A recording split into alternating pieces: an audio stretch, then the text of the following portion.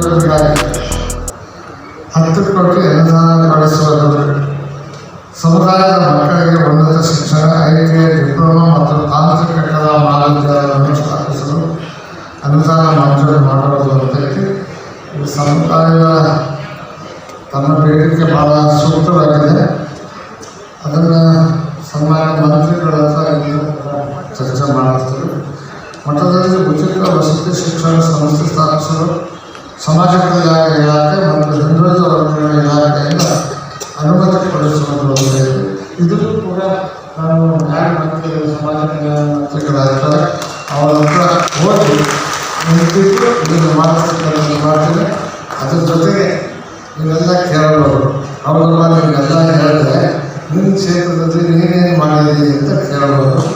ಈಗಾಗಲೇ ನಾನು ಹಿಂದಿನ ಸರಿ ಶಾಸಕರಾಗಿ ಮಂತ್ರಿ ಆದಂಥ ಸಂದರ್ಭದಲ್ಲಿ ಸೈಟ್ ಕೊಡಿಸಿ 1 ಕೋಟಿ ರೂಪಾಯಿ ವೆಚ್ಚದಲ್ಲಿ ಹಡಪದ ಅಪ್ಪಣ್ಣ ಸಮುದಾಯ ಭವನವನ್ನು ನಿರ್ಮಾಣ ಮಾಡಿದ್ದೇವೆ. ಇನ್ನು ಅಜ್ಜನವರು ಕರ್ಕೊಂಡು ಹೋಗಿ ಭಾಳ ಅಂದರೆ 1 ತಿಂಗಳ ಅಥವಾ 2 ತಿಂಗಳ ನಿರ್ಮಶವು ಯಾವಾಗ ಮಾಡ್ತೀರೋ ಯಾವಾಗ ಇನ್ವೆಸ್ಟ್ ಟೈಮ್ 2 ತಿಂಗಳ 2 ತಿಂಗಳಲ್ಲಿ ರಾಜ್ಯದ ಅಧ್ಯಕ್ಷರು, ಉಪಾಧ್ಯಕ್ಷರು ತಮ್ಮೆಲ್ಲರನ್ನು ಕರೆಸಿ ಹಾವೇರಿ ನಗರದಲ್ಲಿ ಜಿಲ್ಲಾ ಸಮುದಾಯ ಭವನವನ್ನು ಎಲ್ಲ ಕಲ್ಯಾಣ ಮಂಟಪದ ಮಾದರಿಯಲ್ಲಿ ಮಾಡಿದರೆ ಅದರ ಉದ್ಘಾಟನೆಯನ್ನು ಕೂಡ ಆದಷ್ಟು ಬೇಗ ನಾವೇ ಸರನ್ನು ಕರೆದು ಹೋಗಿ ಮಾಡಿಸ್ತಕ್ಕಂಥ ವ್ಯವಸ್ಥೆ ಮಾಡೋದ್ರ ಜೊತೆಗೆ ಎಲ್ಲರಿಗೂ ಅಂತ ಒಂದು ಗ್ರಾಮದಿಂದ ಸಾವೂರು ತಾಲೂಕಿನಲ್ಲಿ ಹಡಪದ ಅಪ್ಪಣ್ಣವರ ಒಂದು ಮಂದಿರವನ್ನು ಕೂಡ ಕಟ್ಟಿದ್ದಾರೆ. ಅದಕ್ಕೆ ಮತ್ತೆ 5 ಲಕ್ಷ ರೂಪಾಯಿಗಳು ಬೇಕು ಅಂತ ಬಂದಿದ್ದೇವೆ. ಅದನ್ನು ಕೂಡ ಮಂಜೂರು ಮಾಡಿಸಿದ್ದೇವೆ. ಅದು ಕೂಡ ಮಾತುಕತೆ ಅನ್ನುವ ಮಾತನ್ನು ಕೂಡ ಕೊಟ್ಟು ಕನ್ನಡ ಸಂಸ್ಕೃತಿ ಇಲಾಖೆಯ ನಮ್ಮ ನಿರ್ದೇಶಕರು ಪದಾಧಿಕಾರಿಗಳು. ಆದ್ದರಿಂದ ಈ ಮನವಿಯಲ್ಲಿರತಕ್ಕಂಥ ಕೆಲವು ನಮಗೆ ಬರ್ತಾವೆ ಸರ್. ಅದಕ್ಕೆ ಕಾರ್ಯ ಮಾಡಲು ನಾವು ಸೇರಿ ನಮ್ಮ ಸದಸ್ಯರಿಗೂ ಕೂಡ ಹೇಳ್ತೇನೆ. ಕೂಡ ಮಾಡೋಣ ಮತ್ತು ಸಾಹೇಬರು ಕೂಡ ಇನ್ನೊಂದಿಷ್ಟು ಮಾತಾಡಬೇಕು ಅಂತ ಹೇಳ್ಕೊಂಡು ತಮ್ಮೆಲ್ಲರಿಗೂ ವಂದಿಸಿ ನನ್ನ ಮಾತು ಮುಗಿಸ್ತೇನೆ. ತನಗೂ ಕೂಡ ಜಯಂತಿಯ ಶುಭಾಶಯ ತಿಳಿಸ್ತಾ, ಹಾಗೆ ಸಮುದಾಯದ ಪರವಾಗಿ ಸಲ್ಲಿಸಿರುವಂತಹ ಬೇಡಿಕೆಗಳಿಗೆ ಸಕಾರಾತ್ಮಕವಾಗಿ ಸ್ಪಂದಿಸಿ ಈಡೇರಿಸುವಂತಹ ಪ್ರಾಮಾಣಿಕ ಕೆಲಸ ಮಾಡಿದೆ ಅಂತ ಹೇಳಿದರೆ ಶ್ರೀ ರುದ್ರಪ್ಪ ಲಮಾಣಿಯವರು. ಮತ್ತೊಮ್ಮೆ ಚಪ್ಪಾಳೆ ಮುಖ್ಯವಾಗಿ ಕನ್ನಡ ಪುಸ್ತಕ ಪ್ರಾಧಿಕಾರದ ಮಾನ್ಯ ಅಧ್ಯಕ್ಷರು ಡಾಕ್ಟರ್ ಕುಮಾರ ಸರ್ ಅವರು. ಒಂದು ಯಾರು ಗಾಬರಿ ಮಾತಾಡ್ತಿರಲಿಲ್ಲ, ಹೆಚ್ಚಿಗೆ ಮಾತನಾಡೋದಿಲ್ಲ. ಯಾಕೆಂದರೆ ಈಗಾಗಲೇ ಉಪನ್ಯಾಸಕರಿಂದ ಹಿಡಿದು ಎಲ್ಲರೂ ಬಹಳ ಅರ್ಥಪೂರ್ಣವಾಗಿ ಏನನ್ನು ಹೇಳಬೇಕು ಅದನ್ನು ನಿಮಗೆ ಮುಟ್ಟಿಸಿದ್ದಾರೆ. ಈ ಸಮಾರಂಭದ ಸಾನ್ನಿಧ್ಯ ವಹಿಸಿರುವ ಪರಮಪೂಜ್ಯ ಸ್ವಾಮೀಜಿಯವರೇ, ಹಾಗೆ ಈಗ ತಾನೇ ಮಾತನಾಡಿದ ಶ್ರೀ ರುದ್ರಪ್ಪ ಲಮಾಣಿಯವರೇ, ಹಾಗೆ ನಮ್ಮೆಲ್ಲರ ಪ್ರೀತಿಯ ನಿರ್ದೇಶಕರಾದ ಶ್ರೀ BS ಮಂಜುನಾಥ ಸ್ವಾಮಿಯವರೇ, ಹಾಗೆ ವೇದಿಕೆಯಲ್ಲಿ ಎಲ್ಲ ಗಣ್ಯರೇ, ಹಾಗೆಯೇ ಎಲ್ಲರ ಪ್ರೀತಿಯ ಅಭಿಮಾನಿಗಳೇ, ನಾನು ಬಹಳ ಅಷ್ಟು ಜಯಂತಿಗಳಲ್ಲಿ ಭಾಗವಹಿಸಿದ್ದೇನೆ. ಅದು ನಡೀತದೇ ಇರ್ತದಲ್ಲ ನಮ್ಮ ಇಲಾಖೆಯಲ್ಲಿ. ಆದರೆ ಇವತ್ತಿನ ಈ ಜಯಂತಿಯಲ್ಲಿ ಭಾಗವಹಿಸಬೇಕಾದ್ರೆ ವಿಶೇಷತೆ ಒಂದು ಖುಷಿ ಇದೆ, ಒಂದು ಧನ್ಯದ ಭಾವನೆ ಇದೆ. ಅದು 2 ಕಾರಣಕ್ಕೆ. ಆ 2 ಕಾರಣ ನಾನು ಅಷ್ಟೇ ಹೇಳಿ ನಾನು ಮಾತನ್ನು ಮುಗಿಸ್ತೇನೆ. ಒಂದನೆಯ ಕಾರಣ ಹಡಪದ ಜನಾಂಗದ ವೃತ್ತಿಯ ವಿಶಿಷ್ಟತ್ವ. ಒಂದನೆಯ ಕಾರಣ ನನಗೆ ಖುಷಿ ಆಗೋದಕ್ಕೆ ಹಡಪದ ಜನಾಂಗದ ವೃತ್ತಿಯ ವಿಶಿಷ್ಟತ್ವ, ಮತ್ತೊಂದು ಹಡಪದ ಅಪ್ಪಣ್ಣನ ಶಕ್ತಿಯ ಮಹತ್ವ. ಇವೆರಡನ್ನ ತಿಳಿಸಿ ನಾನು ಮಾತನ್ನು ಮುಗಿಸ್ತೇನೆ. ಏನು ನಿಮ್ಮ ವೃತ್ತಿಯ ವಿಶಿಷ್ಟತ್ವ ಅಂದರೆ, ಈ ದೇಶದ, ಈ ರಾಜ್ಯದ ಮುಖ್ಯಮಂತ್ರಿ ಆಗಿರಲಿ, ಪ್ರಧಾನಮಂತ್ರಿ ಆಗಿರಲಿ, ರಾಷ್ಟ್ರಪತಿಯೇ ಆಗಿರಲಿ, ಅವರು ಎಲ್ಲರೂ ಕಲೆಯಲ್ಲಿ ಮಾತನಾಡಬಹುದು. ಆದರೆ ಈ ವೃತ್ತಿಯ ಹತ್ರ ಬಂದಾಗ ಅವರು ತಲೆ ತಗ್ಗಿಸಿಯೇ ಕೊಡಬೇಕು. ಮತ್ತೊಂದು, ಯಾವ ಜನಾಂಗದವರಾದರೂ ಕೂಡ ಹೆಮ್ಮೆ ಹೇಳ್ಬೋದು, ನಾನು ಮಹಾ ಉನ್ನತ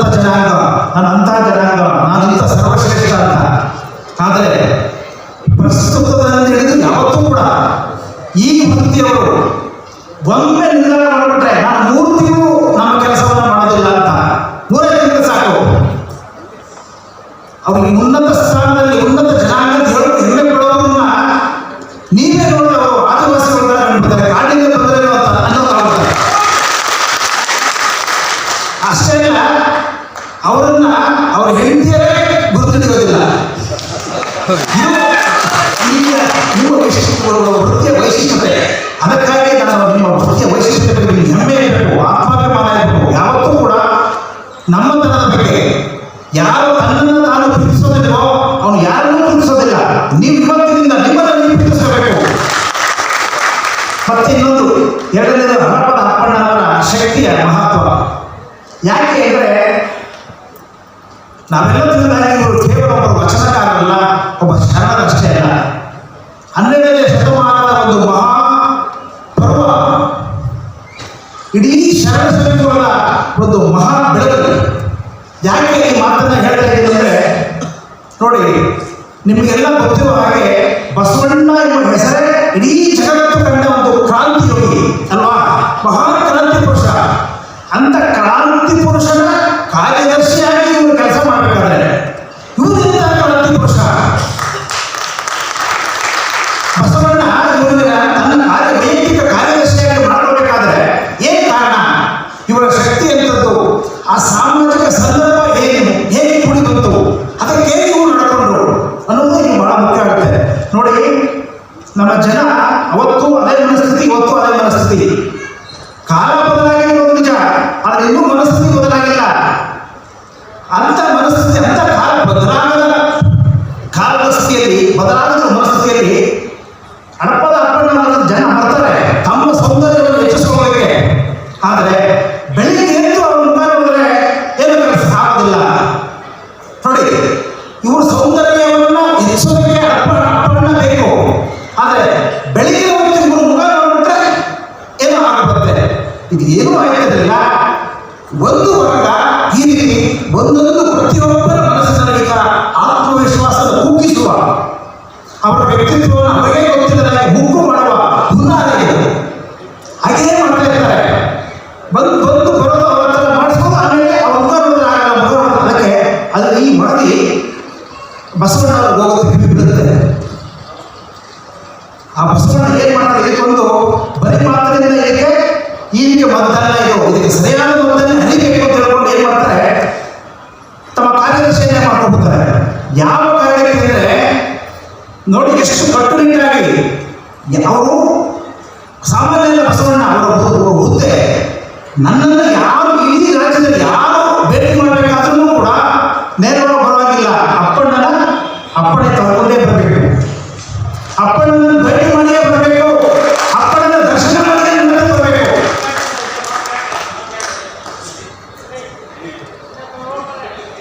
ಅಲ್ಲಿ ಏನ್ ಅರ್ಥ ಅಂದ್ರೆ ಆ ಮೂಲಕ ಆಗಿನ ಮನಸ್ಥಿತಿಗೆ ಒಂದು ದೊಡ್ಡ ಪೆಟ್ಟನ್ನು ಕೊಡಬೇಕು.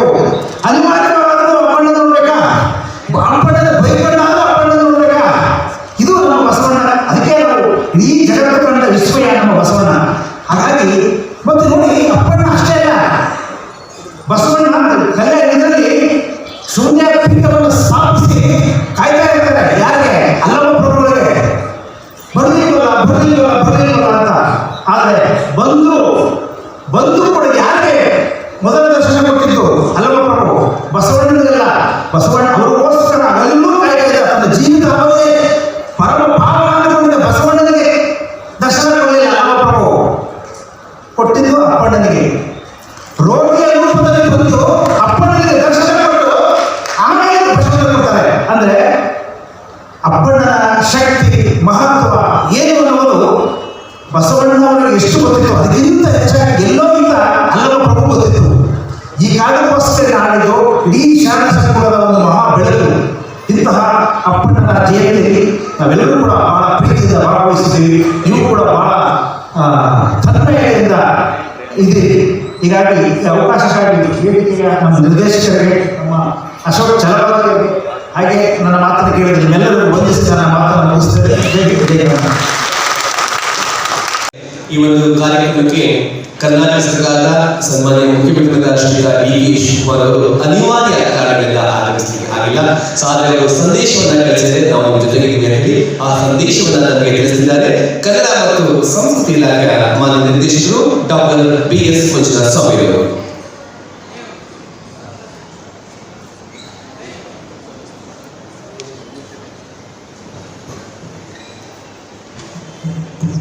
ಎಲ್ಲರಿಗೂ ನಮಸ್ಕಾರ.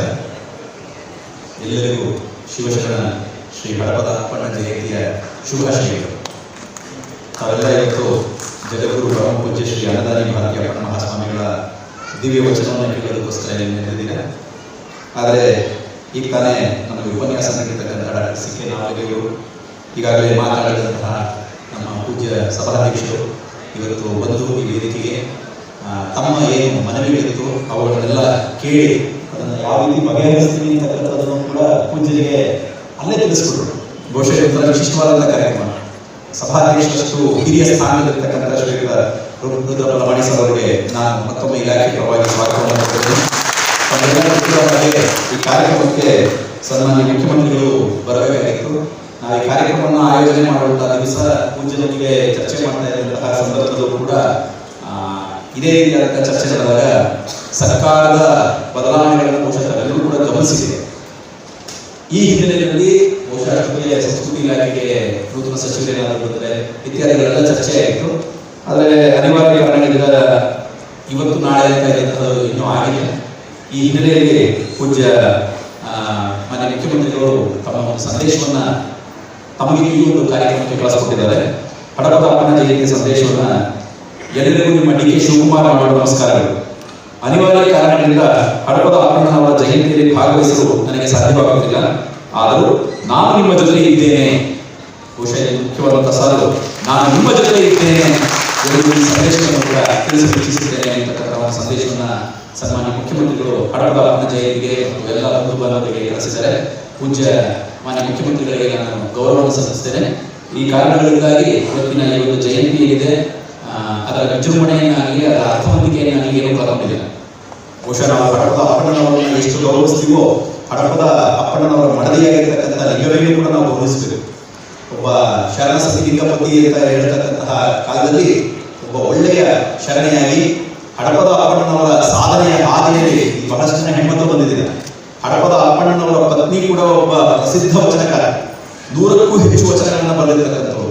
ಆ ಇಬ್ಬರನ್ನು ಕೂಡ ನಾವು ಸ್ಮರಿಸ್ತಾ ಹಡಪದ ಜನಾಂಗ ಇವತ್ತು ಏನು ಒಂದು ಕಾರ್ಯಕ್ರಮವನ್ನು ಹಾಕೊಂಡಿದ್ದೀವಿ ನಾವು ಕರ್ನಾಟಕ ಸರ್ಕಾರ, ತಾವೆಲ್ಲರೂ ಕೂಡ ಬಹಳ ಆಸಕ್ತಿಯಿಂದ ನಮ್ಮ ಜೊತೆಗೆ ಭಾಗವಹಿಸಿದ್ರೆ ತಮ್ಮೆಲ್ಲರಿಗೂ ಮಾಧ್ಯಮದ ಮಿತ್ರರಿಗೂ ಕೂಡ ನಾನು ಧನ್ಯವಾದಗಳನ್ನು ಹೇಳ್ತಾ ಮಾನ್ಯ ಮುಖ್ಯಮಂತ್ರಿಗಳ ಸಂದೇಶವನ್ನು ಓದೋದಕ್ಕೆ ನನಗೆ ಅವಕಾಶ ಮಾಡಿಕೊಟ್ಟಿದ್ದಕ್ಕೆ ವೇದಿಕೆಯಲ್ಲಿ ಎಲ್ಲ ಗಣ್ಯರಿಗೆ ವಂದನೆಗಳನ್ನು ಸಲ್ಲಿಸ್ತಾ ನನ್ನ ಮಾತುಗಳನ್ನು ಮುಕ್ತಾಯ ಮಾಡ್ತಾ ಇದ್ದೇನೆ. ನಮ್ಮ ಇಲಾಖೆಯ ಕ್ರಿಯಾಶೀಲ ನಿರ್ದೇಶಕರ ಡಾಕ್ಟರ್ BS ಮಂಜುನಾಥ ಸ್ವಾಮಿ ಅವರಿಗೆ ಧನ್ಯವಾದಗಳು. ಬಂಧುಗಳೇ, ಈಗ ಆಶೀರ್ವಚನ ಕಾರ್ಯಕ್ರಮದ ಸಾನ್ನಿಧ್ಯ ವಹಿಸುವಂತಹ ಹಡಪದ ಅಪ್ಪಣ್ಣ ದೇವರ ಮಹಾಸಂಸ್ಥಾನ ಮಠ ತಗಡಗಿ ಜಗದ್ಗುರು ಪರಮ ಪೂಜ್ಯ ಶ್ರೀ ಅನ್ನದಾನಿ ಭಾರತೀಯ ಅಪ್ಪಣ್ಣ ಮಹಾಸ್ವಾಮಿಗಳಿಂದ ಆಶೀರ್ವಚನ. ಎಲ್ಲರೂ ಕೂಡ ಶಾಂತಿಯಿಂದ ಕುಳಿತು ಆಲಿಸೋಣ.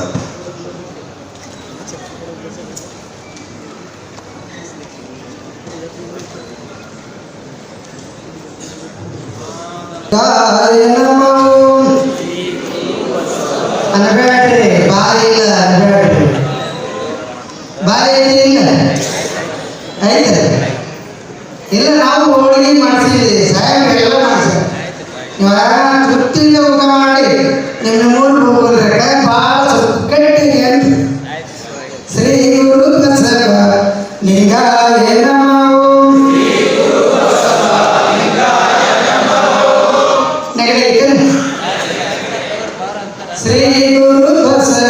ಲಿಂಗಾಯ ನಮೋ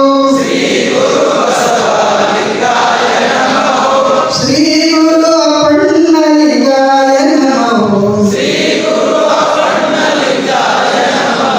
ಶಿವನೇ ಅಪ್ಪಣ್ಣ ಅಪ್ಪಣ್ಣ ಶಿವನೇ ಜಯ ಬಸವೇಶ ಮಹಾದೇವ ಸುಣ್ಣಾಕಂತ ಮಹಾರಾಜಿ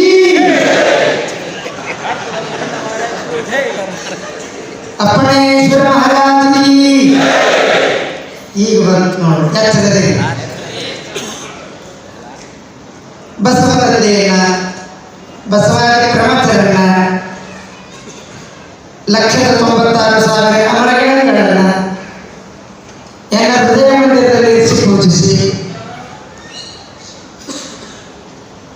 ನಿಜಸುಖಿ, ಅವಿರಳ ಜ್ಞಾನಿ, ತತ್ವಶಿಖಾಮಣಿ, ಮಲ್ಲಯುದ್ಧ ಪ್ರವೀಣ, ಮಹಾತಾಗ ನೀಲಾಂಬಿಕೆಯವರನ್ನ ಕಲ್ಯಾಣದಿಂದ ತಗ್ಗಡಿಗೆ ಕರೆತರಲು ಕಾರಣೀಕೃತರಾದ ಹಡಪದ ಅಪ್ಪಣ್ಣ ತಂದೆಗಳ ಪವಿತ್ರ ಪಾದಕ್ಕೆ ದೀರ್ಘದಂಡವತ್ತು ಪ್ರಣಾಮವನ್ನು ಮಾಡಿ,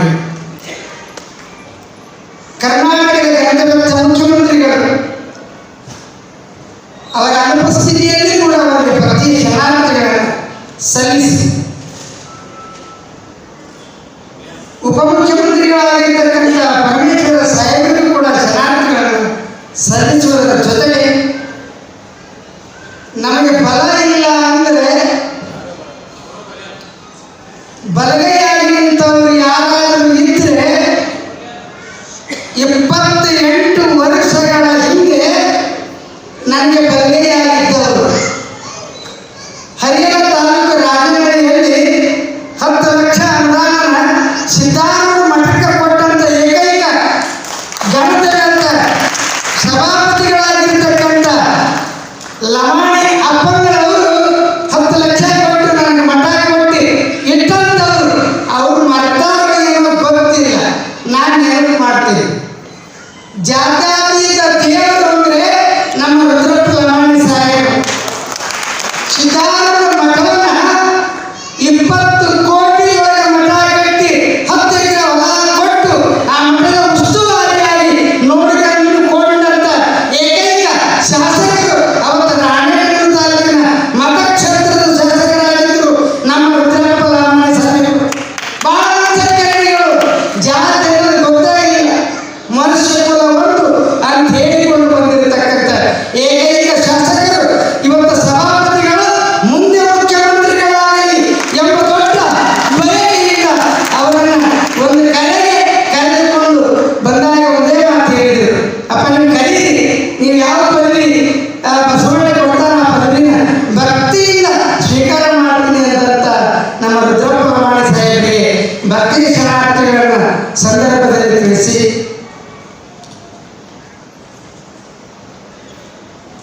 ಮಾನ್ಯ ಡಾಕ್ಟರ್ ಮಾನಸ ಅಧ್ಯಕ್ಷರು ಬಹಳ ಚೆನ್ನಾಗಿ ಮಾತನಾಡಿದರು, ಅತ್ಯದ್ಭುತ.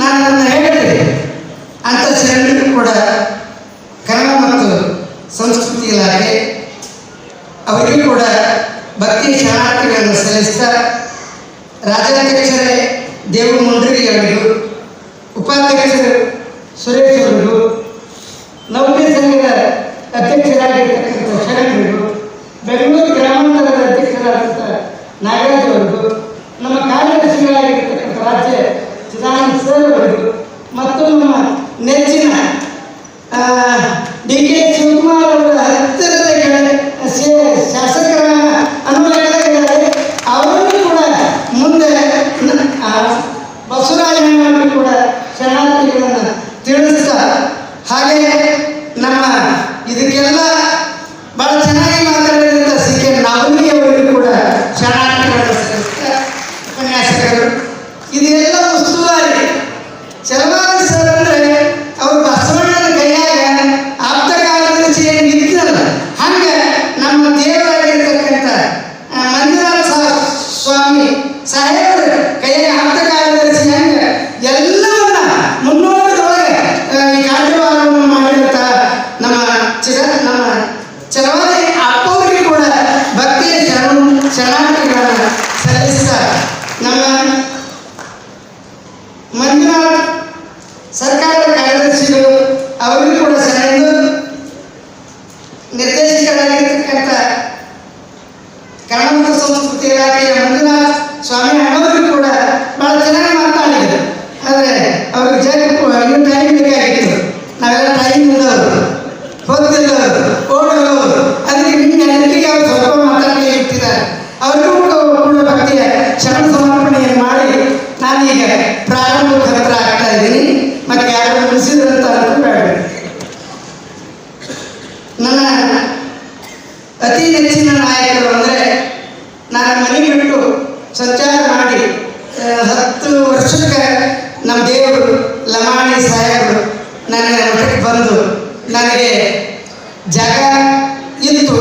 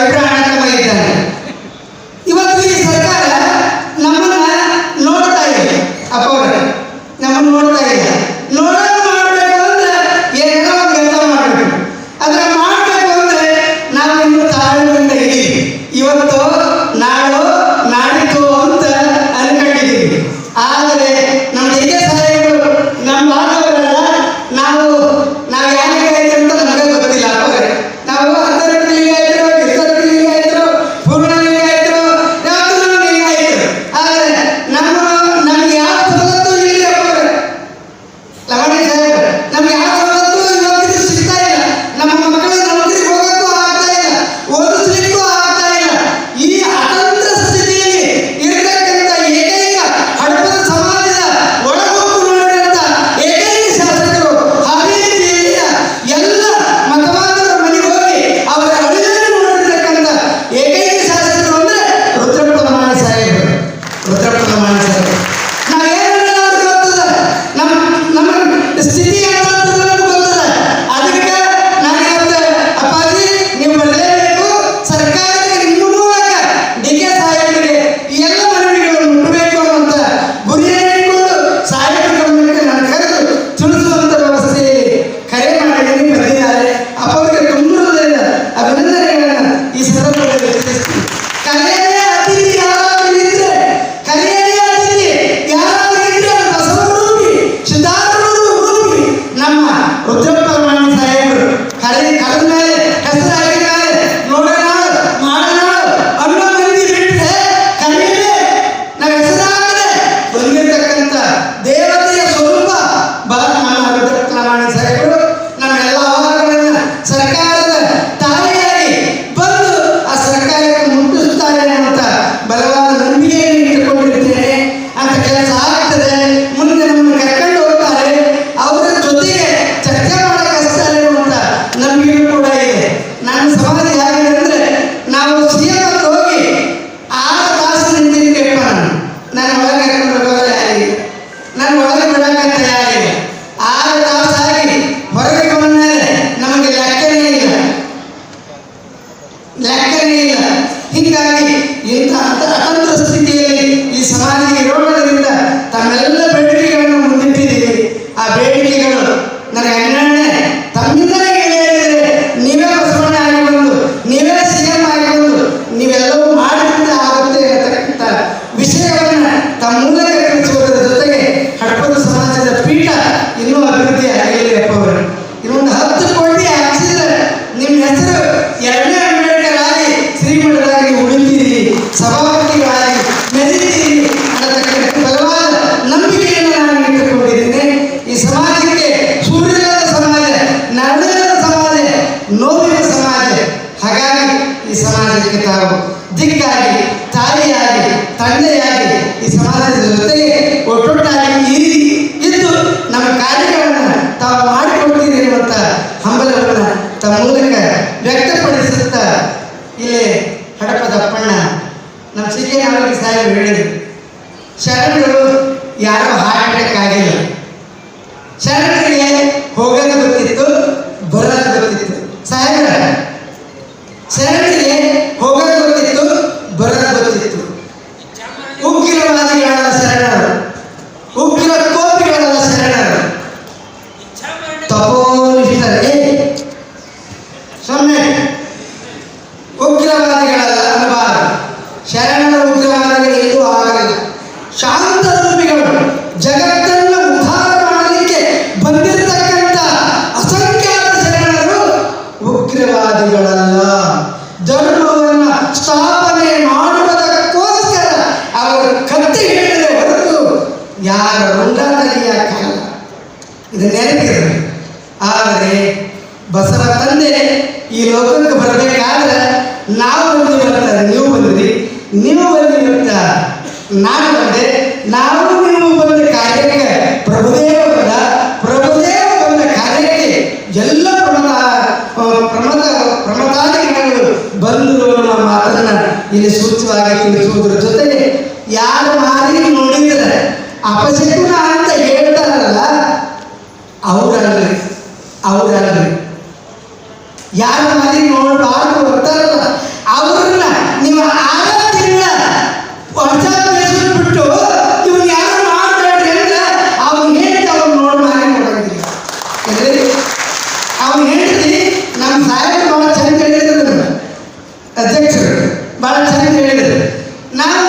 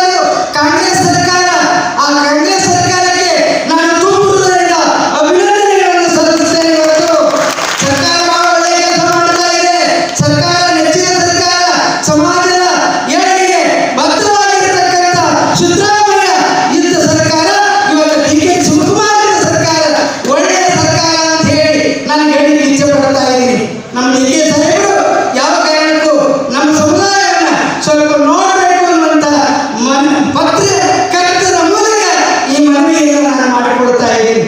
ಪುಣ್ಯಾತ್ಮರೇ, ಇಂಥ ಸಮುದಾಯಕ್ಕೆ ನ್ಯಾಯವನ್ನು ಒದಗಿಸಬೇಕು ಅನ್ನುವಂಥದ್ದನ್ನು ಇಲ್ಲಿ ಅಪ್ಪಣ್ಣ